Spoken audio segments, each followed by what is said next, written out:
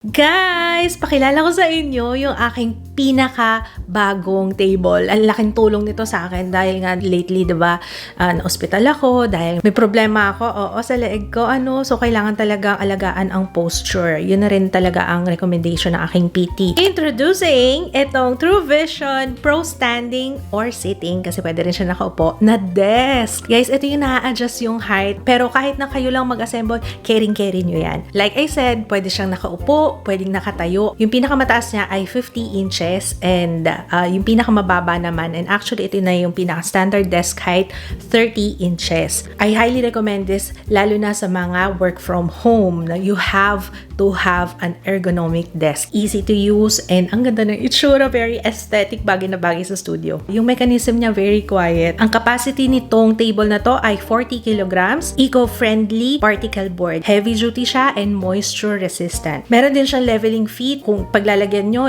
medyo uneven yung surface, kayang-kayang i-adjust. Okay, so yun lang guys. Thank you for watching!